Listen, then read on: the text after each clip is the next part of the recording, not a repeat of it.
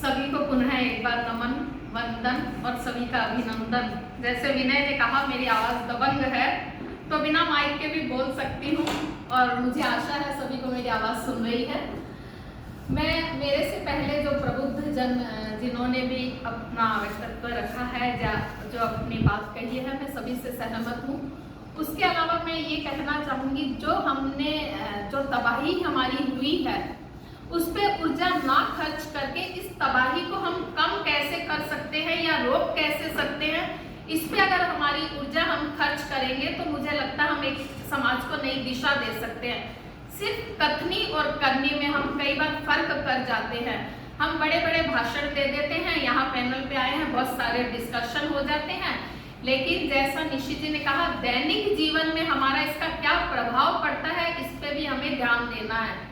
जैविक खेती की अगर हम बात करें तो हमारे घर में बहुत सारी वस्तुएं ऐसी है जो हमारे शरीर पर विपरीत जो प्रभाव डालती है, तो उससे कैसे बचा जा सकता है। हम चूंकि महिलाएं हैं तो मैं महिलाओं से भी एक बात कहना चाहूँगी, हम महिलाएं इसको रोकने के लिए सक्षम है। हम साधारण सी दिखने वाली जो गृहिणियां हैं वो मुझे लगता है असाधारण कार्य कर सकती है और करेगी भी, क्योंकि हम उनको जागरूक करेंगे। इसी आशा के साथ में हम आगे बढ़ाते हैं, क्योंकि हम जैसे इन्होंने कहा हमारी संस्कृति हमारे संस्कारों ने हमें बहुत कुछ सिखाया है, लेकिन हमने जो ये जीवन की आपाधापी है इसको कहीं पीछे छोड़ दिया है और दैनिक जीवन जो हमारा करियर बनाना है ये है, हम उस पर ज़्यादा अपना ध्यान केंद्रित कर दिया है। तो इन सब से हट के भी हमें कुछ कार्य करने हैं, ये दृढ़ निश्चय लेके अगर हम यहाँ से उठेंगे तो अच्छी बात है, वरना मुझे लगता नहीं है ये पैनल यहाँ कोई डिस्कशन हुआ है वो लाभप्रद होगा।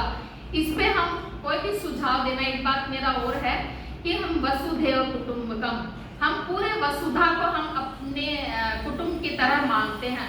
अगर हम यह मानते हैं तो उसके अनुसार हमें आचरण भी करना होगा। तो अगर हम ऐसा करते हैं तो बहुत सारी खाद्य सामग्री जो हमारे रसोई घर में है उस पर हमें देखना है कि ये हमारे स्वास्थ्य पे क्या प्रभाव डाल रही है।